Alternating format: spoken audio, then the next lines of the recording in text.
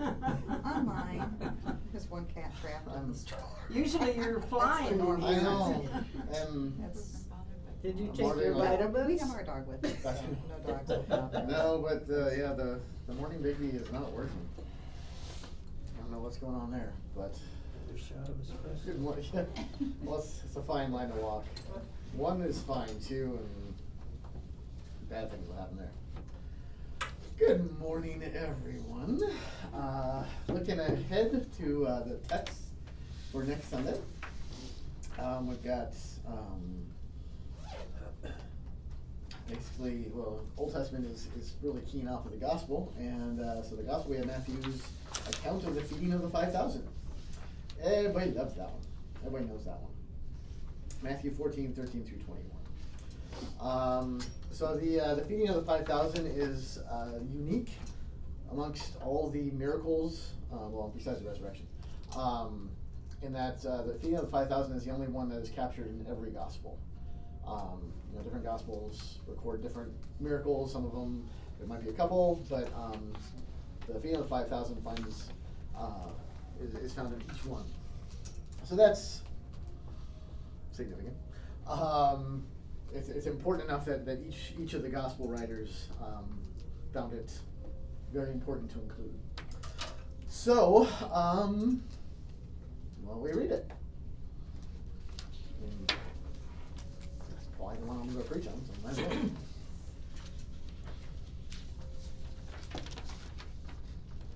All right, I saw you, Lee. Welcome back, Joe. yeah, I haven't had all my coffee yet, so we'll give it a try. Now, when Jesus heard about the death of John, he withdrew from there in a boat to a desolate place by himself. But when the crowds heard it, they followed him on foot from the towns. When he went ashore, he saw a great crowd, and he had compassion on them and healed their sick. Now, when it was evening, the disciples came to him and said, "This is a desolate place, and the day is now over. Send the crowds away to go into the villages and buy food for themselves." But Jesus said, "They need not go away. You give them something to eat." They said to him, "We have only 5 loaves here and 2 fish." And he said, "Bring them here to me." Then he ordered the crowds to sit down on the grass. And taking the 5 loaves and the 2 fish, he looked up to heaven and said a blessing. Then he broke the loaves and gave them to the disciples, and the disciples gave them to the crowds. And they all ate and were satisfied. And they took up 12 baskets full of the broken pieces left over. And those who ate were about 5,000 men, besides women and children. Right. Okay, so the first thing probably to look at there is where is he when he goes off to be by himself?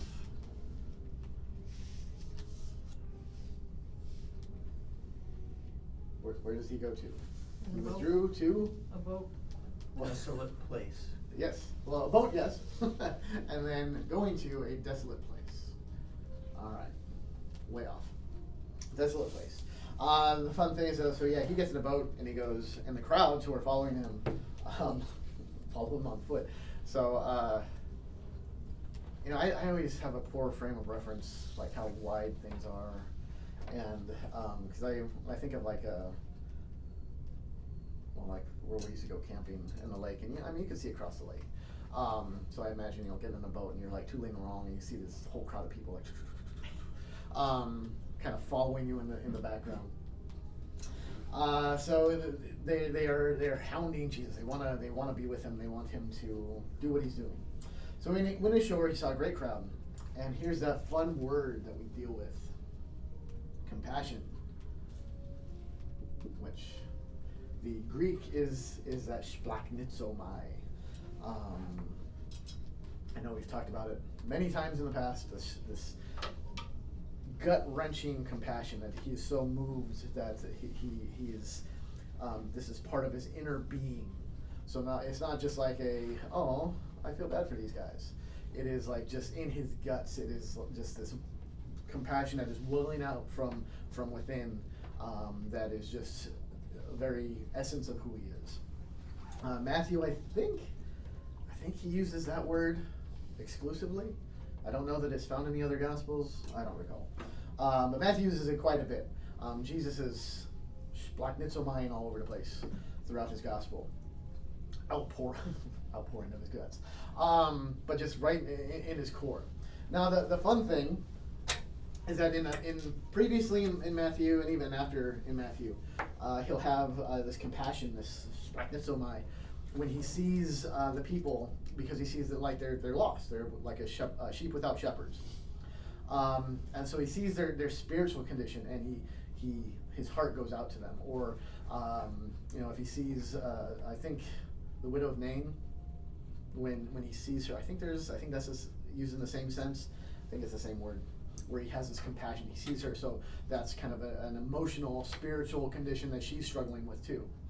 What is it's very focused, like, okay, he has compassion for our spiritual condition, which, of course, right? Because he's Son of God and he comes to save us from our sins. But what is it doesn't exactly say directly why he had compassion on them when he saw them, but what does he do out of his compassion here?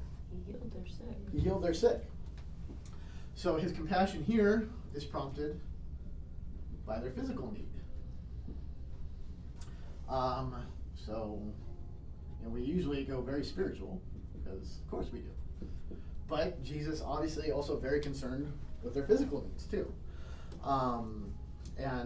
This is another one of those fun places where you can swing too far in one direction if you want to put these at odds, like, oh, Jesus comes to help our spiritual need. Like, he comes to forgive us, salvation, all that. But when it comes to like physical stuff, we're on our own. We got to deal with it ourselves. Or go the other way and really never talk about spiritual stuff.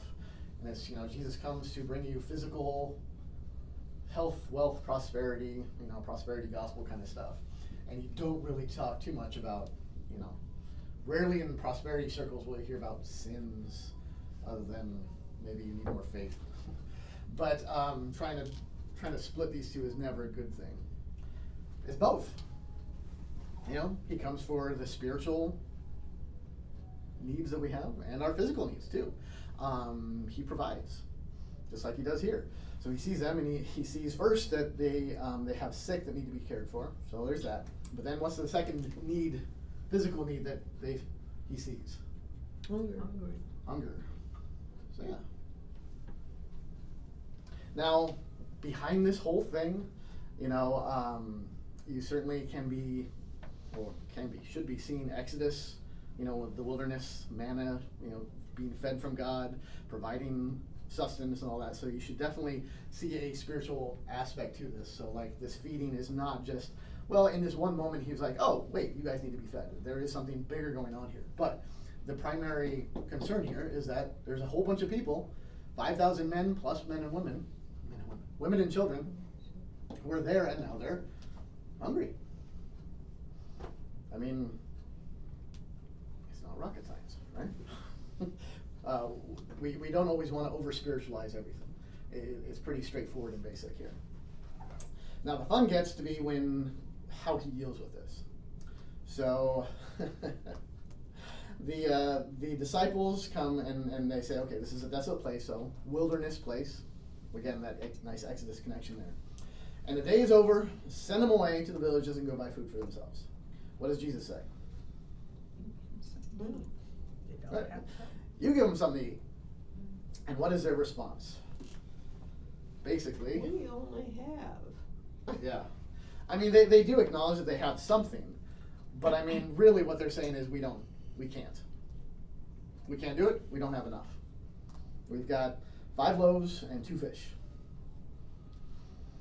Which, I mean, 5 loaves of bread. Yeah, that should work. I'm trying to think of how many disciples we're working with here. And I'm like, yeah, you can share. But yeah, they're effectively saying we don't have enough. We cannot do it. We just are not equipped to feed these people. And what does Jesus say? Bring them to me. Bring them to me. He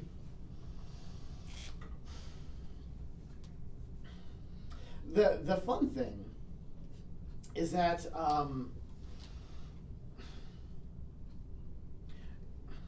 the problem that I think people get with this is when we try, and I'll actually kind of talk about this today in the sermon, when we try to suss out how does this all work?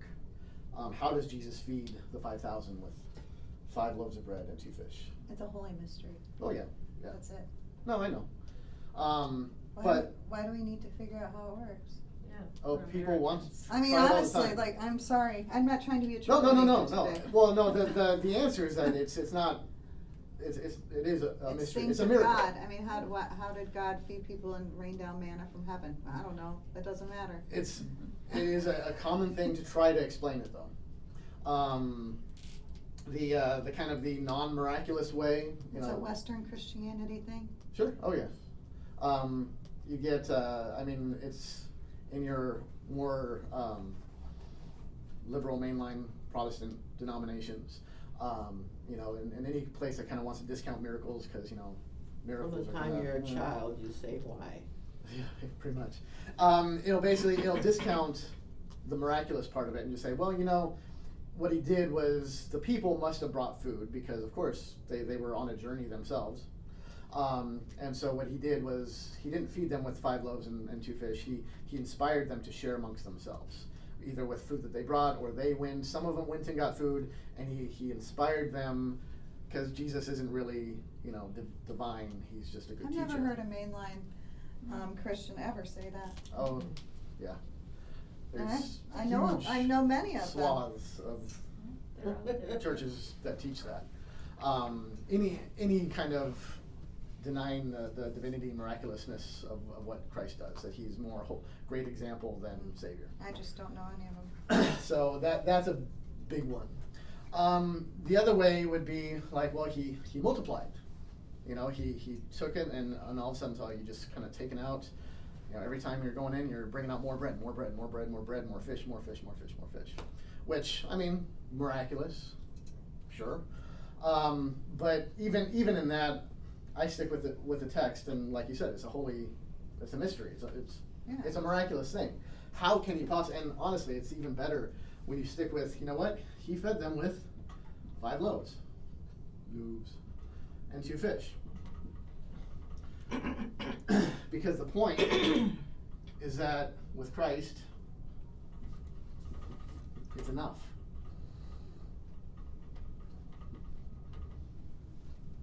Christ makes it enough.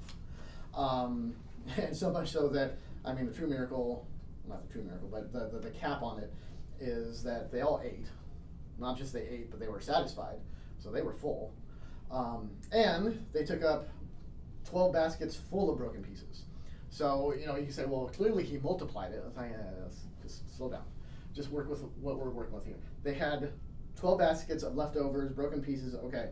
The 12, what do you think that refers to? The 12. The tribes Well, the tribes, yeah. and the disciples, Israel. which is the tribes. Yeah. I mean, for that immediate context, Israel. Right. You know, we would add the apostles in there. Well, they represented too. Right. So this is where, you know, that connection to the Exodus, where it's like, in the wilderness, God did provide all that they needed and more. And even like in the complaining, you know, well, we don't have any food. All we have is this food. Like, which is kind of echoed in the disciples. Because Jesus says, no, give them some food. And they're like, we don't have any food except for this food. But when they look at it, you know, technically they do have food to share. They have food to feed 5,000 people. They just look at it and say, no, it's not good enough. Just like in the wilderness, they looked at the manna and said, we don't have any food, and we hate this detestable food that you've given us. It's like, you've got food. But whether in quantity or quality, we look at what God has provided and we say, but it's not enough. It's not going to be enough. It's not good enough. And Jesus says, no, bring it to me. And so he feeds everybody with it. The cool thing is that he brings the apostles into it. You know, he doesn't just say like, oh, don't, like say, we don't have any food. He says, oh, don't worry, I got this covered. I'll make food, and I've got food in abundance. No, he just uses what they have. He says, no, you guys are going to feed them. You know, Granted, Jesus is the one performing all the miracles here. He is the one doing the work. But it's through them. They're the ones providing. So this is a great, hey, they're here. They made it. Apparently they couldn't find the keys. So, this is a great little ministry text too. It's not just, it's a wonderful text for, God's provision, and all that, but especially when we're talking about ministry that we do. Because it's very easy, to get lost in, well, we want to do ministry, we want to reach out, but usually all the stuff we want to do, we can't, right? Because we don't have resources. We don't have the money to do things, we don't have the people to do things, okay? I know we absolutely do. We have everything we need to reach out to this community, to do all these wonderful things, because we have Christ. Is that right? Oh, and He's enough. I don't remember where I was making this point, but in almost every, it was in our MMD meeting. I was so happy we did this. Every church council meeting that I've ever been a part of. After, first you call to order, devotion or prayer, minutes from the last meeting, whatever. Usually, what do you think is the first order of business right after that? And this is in every church council I've ever been in. Finances. It's always how much we got, what are we spending, where are we financially? And it always bugged me because it always seemed like, well, that was the first thing that before anything, let's make sure we, that's the most important thing is our money and our finances. What do we got? Because and here's the kicker, we have to know what we've got, what's coming in, what we can expect, because that will dictate what we do. If we want to do stuff, well, first we got to know that we have enough, that we got the money. It's like, okay. Rather than I love, thank you God, and I have no idea if it was a concerted effort or it was just happenstance by the way the minutes were put together the last meeting. But we went right from the okay, minutes are good from last week, cool. Went right into our ministry plan, and these are the things we're going to do, and the financials were actually towards the end, or either in the middle or towards the end. And I was like, fantastic. That's awesome, because that's where the focus should be. Okay, this is what we're going to do. All right, well, how are we going to do it? And then it's like, well, we got 5 loaves and 2 fish. Cool, let's use them. Let's use what we got, because with Christ, it's enough. We talk a lot about doing ministry and reaching out to people. Really. How hard is that to do? To love somebody or to serve them or to even just, kind words, that kind of, basic kind of stuff. We could all go out right now across the community. You don't have to knock on doors and say, hey, can I talk to you about Jesus? But, you can go out and be Christ to people. You can love and serve people. Don't need cash to do that. No. Time? We all got time. We got all the time we need. Have I talked about that, the Psalm 23 thing? Oh, man. So, we can transgress or digress, whatever. So this was cool. This was, we were Heather and I were attending our PLI, Pastor Leadership Institute, meeting, conference, whatever. It's 3 days, kind of an intensive thing. And this was one of the last ones we were attending. And they brought in a guest speaker from an organization, I think it's, I don't know if it's specifically Lutheran, but they're kind of, I think they're an RSO. But it was about resting well, was kind of the theme behind it. And it was for church workers to learn how to rest and not burn yourself out. And the cool thing about what this lady was presenting was how, what's our biggest complaint about, our lives and stuff we want to do. Usually we don't have enough time. We don't have, and especially when you get into ministry, then it even compounded, because it's not just the stuff I want to do, it's the stuff God wants me to do. And I just don't have the time for it. And so what she did was she brought in Psalm 23, which was a weird psalm to pick. Because I'm like, that's the funeral psalm. Lord is my shepherd, I shall not want. But she stopped right there. She said, okay, I shall not want. What does that mean? You will want nothing. You have everything you need. You have everything you need, including time.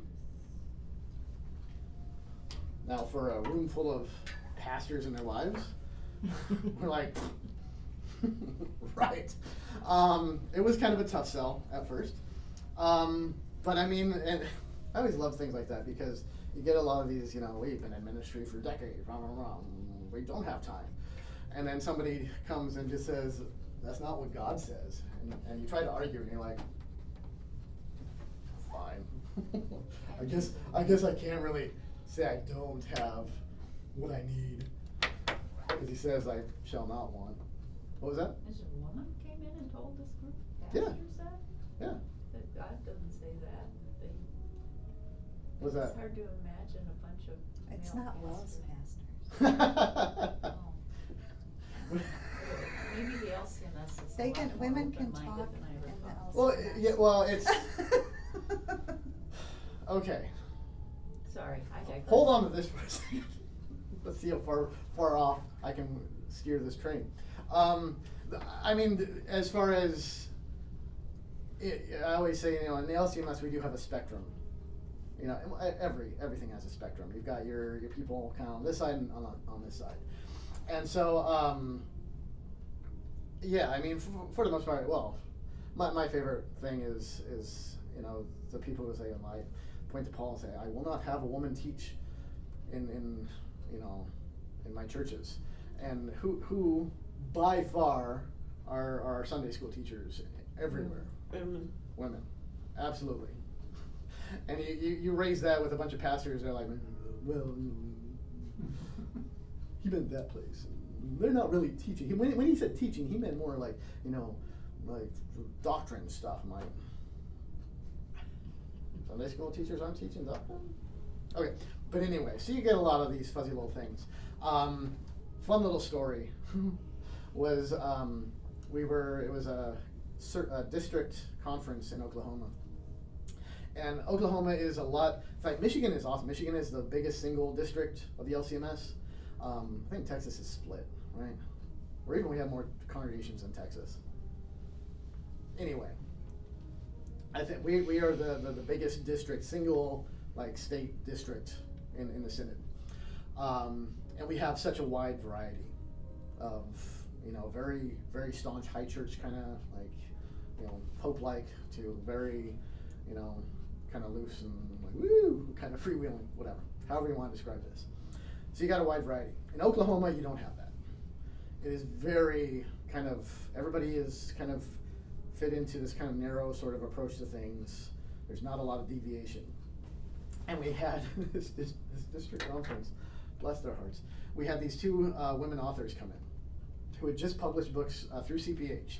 So through our publishing house, so that means it went through doctrinal review, all this stuff.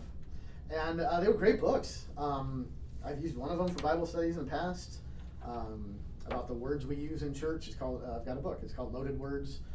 Fantastic book. It just points out hey, we say this, here's what it all means. And this may be some of these things that you think it means and maybe it doesn't, or unintended meanings, whatever. Fantastic book. So they're presenting that, but then the other lady had her book, I think, was on the challenges of confirmation and catechesis and how we do catechesis. And I think the question that she led in with was something to along the lines of well, maybe the way Luther did it, which was fine and good for his time, maybe we take what he taught and just kind of we have to know how to present it to our people now, because context is different. I mean, just a little bit. Technology, at the very least, has changed, but I mean, everything is just different. It's a different time. So maybe we just take the catechism and see how it can fit in our context today. oh my gosh, I've never seen such a line of pastors lined up at the mic to make comments. Because all they heard was, this woman here is telling us that the catechism is not good enough, and the way we've always taught it is not good enough. Well, it was good enough for us, and and blah, blah, blah, blah, and blah, blah, blah. It was very blah, blah, blah, blah. Oh, man. This was, I waited until the break, and I went up to that poor lady. I'm like, I'm so sorry. I felt like I had apologized. Because I was like, oh my God. Because it felt like such a challenge. She was just talking about learning theory, Well, but but it touches programmed. the Holy Catechism. But it's a knee-jerk response. I know. And that was the thing. So you got a huge variety of people, where people, like, as soon as you mention something of, you know, changing that in any way, shape, or form, even the way it is transmitted, is verboten, versus people who, like, I saw her as very middle of the road, like saying, oh no, catechism good, how we teach it, maybe not as good. Mhm. Versus people maybe further would say, catechism, we don't need it. It's like, well, yeah, on the end, you're always going to be out of whack. So you got to be right in the middle. What was that for? Oh, that was like, wait, women teaching. Women. Let me roll women back. Came and taught. Oh, yeah. And she was telling Thank you, the Mary. pastors. Yes. The Word of God says this. You're saying we don't have enough time. Yeah, You're yeah, yeah. saying God says differently. Yeah. There's got all one the time. person paying attention in here. She'll read. Yeah. She can read, describe the whole thing Mary's for us. Mary's paying attention. She's keeping track That's for me. because I have to write. Yeah, what she's it's keeping the notes for me so that I Yes. can. She sent them to me later in the week so I can be like, that's what I was talking about. I don't remember it. But Well, no, you actually described it. I'm like, oh, I did. Was that the point I made? Cool. And usually it's like, I didn't make that point, but that's a much better point. Anyway, the point was you have all the time you need. And, you know, it was going to the point that, you know, God has portioned out every second of your life. You know, He knows how many hairs is on your head. He knows exactly when your end will be, how that will be, whatever, all that. He's got it all. He knows everything. He knows the measure of your life. And so not because of that, but along with that means whatever He's given for you to do, you have the time to do it. Now, part of the point that she was making was, now we can waste time. We don't always use that time constructively and usefully, but that's an us problem. You know, we can, instead of looking at things and saying, no, I simply don't have the time, we can look at it and say, I've misused the time that I've been given. And that's a much better way of approaching that. Because, I mean, honestly, when you say I don't have enough time, that's a God problem. You're saying God hasn't given me the time I need, and I don't have enough. When He says, you shall not want, you've got everything. So yeah, it just kind of places up all correctly. So yeah, you've got all the time you need for the things that God has set out for you. Say you've got the time, you've got the resources. You know, even if you got 5 loaves and 2 fish, even if you got a small little congregation that, you know, the outside world will say, oh, you've got nothing and you're dying and blah. It's like, no, you've got plenty. Good Lord, you look at our congregation and we've got a veritable sea of babies threatening to overwhelm us. God has been ridiculous in giving us all that we need and more. But so yeah, whenever it comes to reaching out to doing things in the church, yeah, we've got enough. You know, money is like the least of our money's the easy thing to deal with. I mean, in our conception of things, because I mean, money you can make, money you can get. Money you can redistribute to more logical Oh, things. sure. Time you can't. I mean, once time is gone, it's gone. I mean, time is the most valuable resource and commodity we have, honestly, because, you know, if you waste money, well, you can replace it. You know, you can rebound whatever. Time, not so much. our lives are measured here in this world in time. Mm-hmm. Once that Yeah. it's gone, it's gone. Yeah. It's spent. Yeah. So, yeah, it's a great passage for you know, encouraging us to, like, hey, like, you have everything you need. So within your family, within your circle of friends, you know, with this world. I've been doing a lot of, well, I told you before, I still need to uninstall TikTok again. I said I go in these ways where I install it, and then I lose faith in humanity and I uninstall it. And then I see some things, I'm like, oh, I should check it out again. I'm like, oh God, why did I do that? So it's just like an up and down thing. But the most recent little excursion on there has just really highlighted how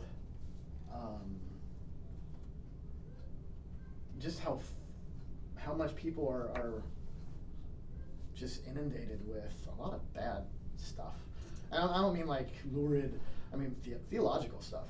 You know, just bad theological teachings, and not specifically even like Christian theological teachings, but just even secular theology. You know, it's all bad stuff. And, you know, putting that together with, you know, how we are very much an increasingly post-Christian world. You know, in our churches today, what I'm doing today, I'm basically preaching to the choir. You know, people who have grown up in a church, present company accepted. But I mean, you grew up in the church, different church. Mm-hmm. But same thing, grew up with religious tradition. You've never known anything apart from that. I mean, this is what you're steeped in. And, you know, we're talking about, you know, we can talk about ministry and how we do this and like this. Well, it's ministry to people who have none of that. You know, more and more people do not have a connection with any kind of church, religion, traditional kind of thing, which honestly is completely foreign to most of us. Like, I don't know what it's like to not be a believer. I don't know what it's like to, I mean, like even my doubts that I've had in the past, it's like they're all, you know, they're little crisis of faith or whatever you want to call it, but I never lost it because I was always like, well, I was afraid, I was doubting. It's like, okay, well, if you're afraid, you're cool. You haven't lost faith or anything. But we're dealing with more and more and more, especially young people. They just don't have it. And so, you know, we have to consider a lot of this stuff. And what does it really mean to reach out to people? Well, have you ever modeled or studied what other denominations are doing? Because other denominations are, that I've witnessed, are not having such a problem. Do you see what I'm saying? Pulling things and people in. So I think it's very interesting. It like, depends, yeah. You know, I can think of 2 denominations that are larger ones that have all ages in there, packed houses in there, and what are they doing? That's what I was talking to Brian the other day about. I'm like, everybody who's complaining that they're losing, why don't they look and study what the others are doing? What are they doing that we could do? You know what I mean? Like, That's a dangerous proposition to a bunch Why? of Lutherans. No, I'm saying traditionally, Why? because Lutherans are very like, well. I don't know. I go to a ministry church, so I don't understand why, and they're Lutheran. No, man. They're too There's German. some. They're so stuck in their German heritage. Well, I don't know. We're English honestly- district, so we're doing another thing. I don't know. Well, it's saying, but no, English district, It's you got the same spectrum of people. Right, honestly, I know would they say do, but- where you don't see it is because you're a campus church. Right, we're a ministry They church. have to reach out to. Right, but they younger reach people. out to more than just I know. students. But I mean, But that's what they're used to doing. then what's is, like, wrong with reaching out. adopting those kinds of things? Do you see what I'm Oh saying? no, like, I agree. what's wrong with because, for example, I mean, I know this is theologically based too, so they're a bad example and a good example at Sure, the same sure. time because they have rules. But like when you know, during the pandemic, right after the pandemic, all of that stuff, and everybody's, after the pandemic, a lot of churches, people I've talked to, I happen to have friends who are church leaders, you know, people, they were complaining about declining in numbers, but then you look at like Baptist church or you look at the Catholic church and they're all rolling in. Mm. So maybe not in as large in numbers, but they're still packing the house. So what are they doing? Do you see what I'm saying? Right, like, right. what are they doing? How are they reaching out? You know, my sister is a type of Baptist. Well, she was a Baptist and then she became a different cherry picking type of Baptist. She's a Reformed Baptist now. You can just say Baptist. That's not Baptist. That's not Calvinistic either. It's just, yeah, it's a Baptist. But anyway, they have in her little church that she joined this rogue church, and then Did you they're say rogue? yeah, and then they're like. She was going to a big established Baptist church, and then she joined Oh, this okay, I got you, rogue yeah. church that was in like the Hannah Center. But now they're so big. What are they doing that's Right. making them so big? Do you see what I'm They saying? had good coffee. No, it's not the coffee. What are they doing to bring people in? Because they're bringing people in, right and left. See, and I can. And what are they doing? Good Yeah. question. And I can speak to the stodgy Lutheran pastor approach to it. And I'm not, hear me that I'm not advocating this, and I'm not saying it's right by any means. But I'm saying this is probably the more traditional mindset of looking at that, is that, well, first of all, we can't follow what other denominations do, because we have to have fidelity to our confessions and our Well, way. you can still have your confessions. Oh, I and know, that but I stuff. mean, but the way of doing things. Now you can jump in there and say, but adiaphora and all this other stuff. We don't talk about that. But we say, because this is the way we do things is the best way to do it. Now we won't say it in those terms. I'm saying we. I'm not including me. Get that out there. Is that it's just kind of a feeling like, well, this is the best. Because even like, when you get into traditional versus contemporary worship, and we, as a Well, there's a place for have everything. the more traditional route of that says like, well, true, you can worship anyway, but if you want to worship, in reverence and then it can't be. And there are some theological arguments you can make, but it just you start getting into the weeds with this stuff. So when they look at a church that's doing something, I think the first jump that Lutheran pastors make with that is, well, first, I don't care what they're doing. First, we need to make sure they're doctrinally, they're true to doctrine. Are they teaching right? Because that's Lutheran hallmark. We have to teach right. And usually that's where things get all gummed up right from the get-go. Because you look at like a Baptist, so in the example, a Baptist church starts as low road and then boom, explodes. Well, the first issue with that is they don't have correct doctrine. Well, of course not. But the point is they're bringing people in. So, like, here's another example. We drive down the same Reformed church every day, by this Reformed church, constantly. They've got the food bank there. They've got a free community dinner there. They've got basketball for kids there. All of these things. And I told my husband, I'm like, wow, if I was looking for a church, that outreach appeals to me. Mm-hmm. I would go and try that out because they're doing all these things for the community, and I like that. Yeah. Right? So, I mean, you can teach your doctrine well and do community outreach at the same time. I know. Believe me. Do you know what I'm saying? So, like, I for agree. the everyday person, maybe they're like me. Maybe they're like, wow, look at all the stuff for the community that place is doing. Like, that seems like a good place. They seemed like they're doing God's will. Right? I mean, if you're not, I don't know, that's just my 2 cents. And the pushback to that would probably be along the lines How of. would there be pushback? I don't understand Oh, there's always pushback. There's always pushback. I mean, I've heard it before. It's like, well, yeah, but that's great. They're taking care of the needs. That's fine. But I mean, are they taking care of their spiritual needs? Well, first you have to start with the physical, because you have to be friends with them and then bring them to Christ on the person's timeline. It's. You represent I get it. Christ. No, I get it.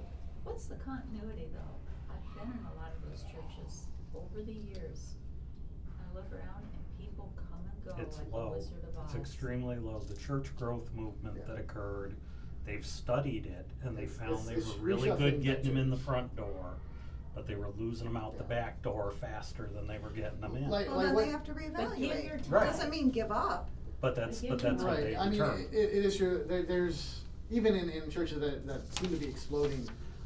Usually, what we're talking about is more along the lines of they're gaining more Christians. They're not necessarily gaining new converts. Well, the road is narrow. Okay, so you got to filter through a lot to get to the narrow road people, to the lost sheep. Got to filter them through. True. You find them. They do. They go back serve for a a while. purpose. We go in phases, like, and especially even in Lutheran churches. What you see, like, a more traditional church that's growing is you get it because you get an influx of people who are coming from maybe a more contemporary style where they feel like, well, I felt like it was becoming more style over substance, and I needed something that grounded me, that was more theologically meaty. So in this church, all right, cool. So that grows. Or conversely, you get a contemporary style church that starts growing, and you see a lot more people. Well, I've been a Lutheran all my life, and I'm solid doctrine, but they never wanted to reach out. They didn't want to, it was always just, internal stuff. So I really wanted to feel and reach out to people so we could do this. So you just kind of see a constant rollover where we're just trading people back and forth, back and forth, back and forth, instead of like engaging, like I said, engaging the lost, engaging the people who don't know. That's what Jesus Christ at all. told us to do. Well, yeah. We gotta do what Jesus Doesn't mean we says. do it well. No, we Or don't at all have to do it well. sometimes. Okay, I understand you're gonna go to that circle thing, and I've got a great comeback for another time about that circle thing. Been thinking What's about it that? all week. Oh, But the anyway, life? Okay, right. I'm Right. prepared now. That's a separate conversation. But you can't be apathetic. You can't be lukewarm. Does not Jesus say you were lukewarm? You're Yeah. bad, bad, bad. To the church in Revelation, no lukewarm. You gotta go and try, and if you fail, you fail. And if you win the one lost sheep out of 100, then you win that lost sheep. Oh, yeah. You just absolutely. gotta go. Because that's Yeah. what the Lord commanded you to do. Ideally, yeah. all of us to do. Ideally, of course. And we have to do what Jesus says. Sure. No, I agree. The problem is our sinful nature, where we get I don't wanna locked hear about into the that circle. whole. I don't want to hear about. I've Well, got a great. But like where you say, like, we should just be seeking even the one person, right? Yes. We can get moments where, like, yes, we reach out to one, but then you go stretches where you're like, no, we're not seeing the one, and then you start thinking, well, but we and you look around and you see empty pews, and then you start thinking, well, we got to get more people filled, because that means we're growing and we're successful. And that's not the gauge of what Jesus gives us. He doesn't define success like, Because as long as your synagogues and your churches are full to the brim, that means you're doing right. synagogues don't proselytize. Well, but I mean that's the idea. He defines success. But the problem is that we can read it That was a lot. and we can agree with it and say, yes, absolutely, don't be lukewarm, don't be apathetic. Then we get lazy. But then some We of them become who look at apathetic. the empty pews, their motivation is skewed because they're thinking dollar signs instead of Absolutely. soul signs, Absolutely. and that's wrong. Yeah, oh yeah. Can I correct? See, we agree a lot more than you think. I don't know.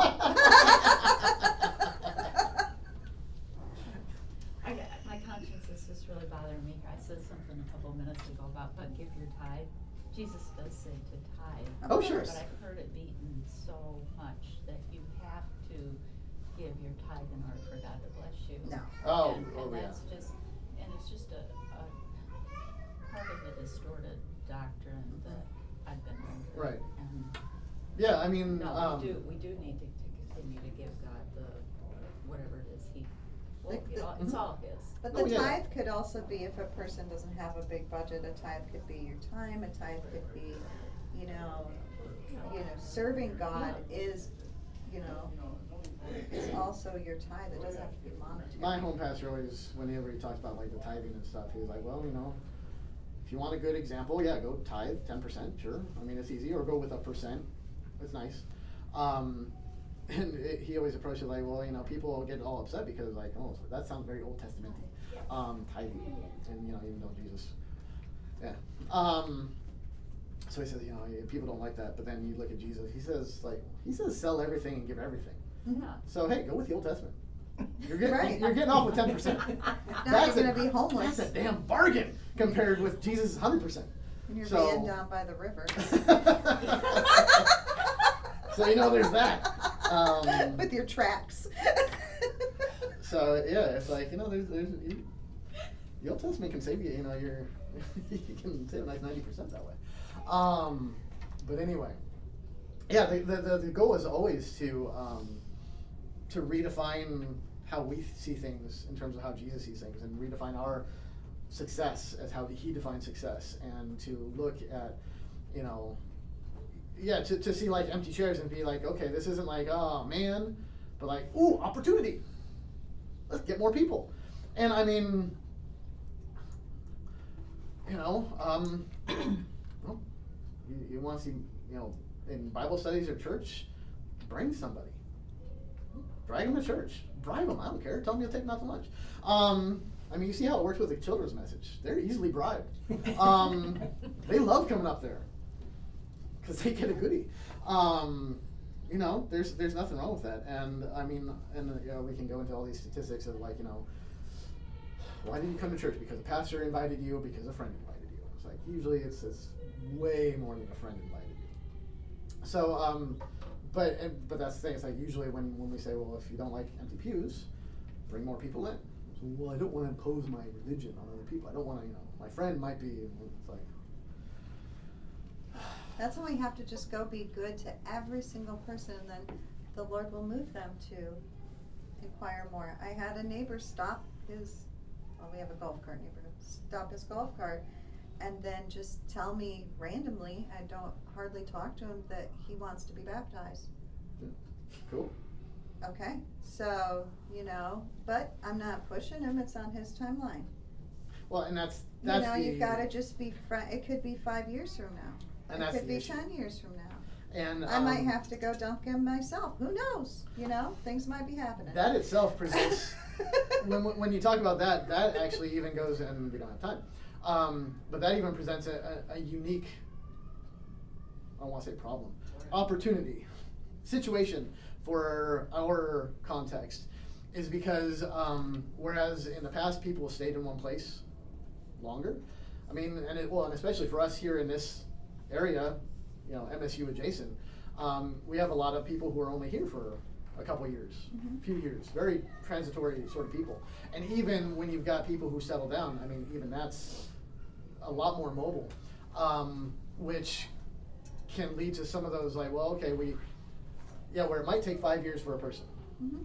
Well, you might not see, I mean, you literally might not see that seed take root So what? because they're far gone.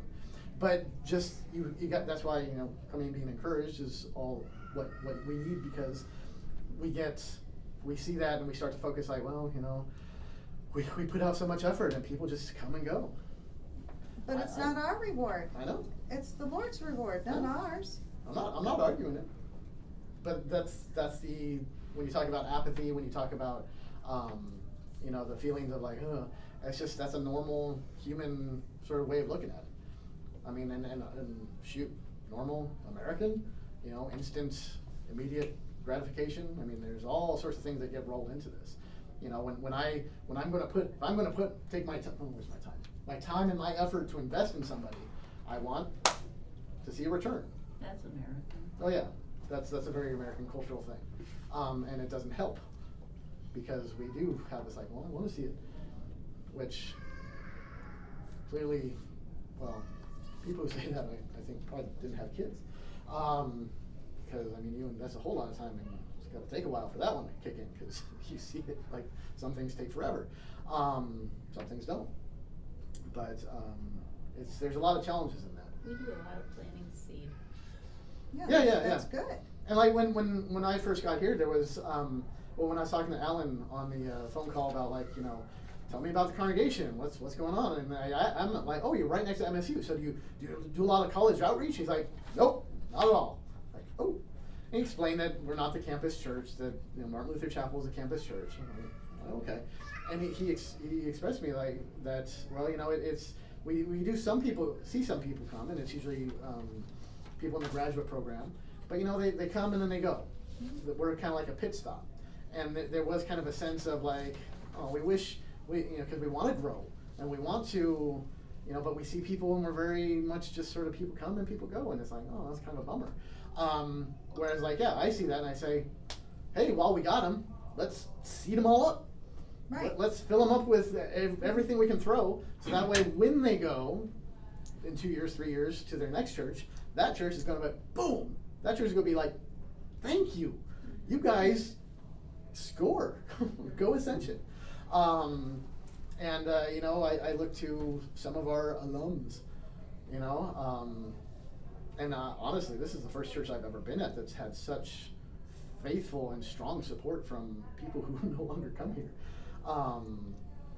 You know, it's just crazy, because they're like, no, this is the place where my faith was built and how it was secured in Christ, and they still support us to this day.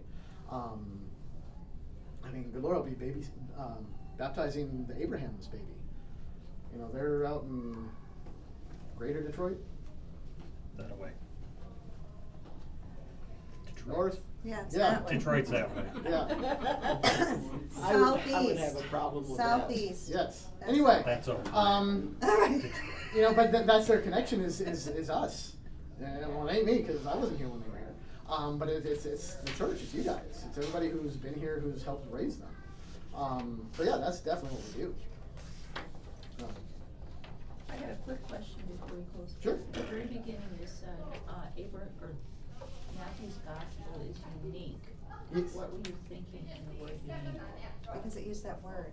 Oh well, the miracle is unique in that it's the only one recorded in all four. Oh, okay. Matthew, I believe, It was the is word. unique in he uses the Matthew word for and Luke. compassion. Luke uses it too. He in a does? couple Oh, okay. places, yeah. Well, maybe Matthew just uses it a lot more. I He think. does. He likes Okay. it. Matthew uses it most, but Luke uses it 2 or 3 times. Okay, so maybe Matthew might not be as unique, but the miracle is definitely unique in that it's recorded in all four. So anyway, cool. Thank you. Right on. Thank you much.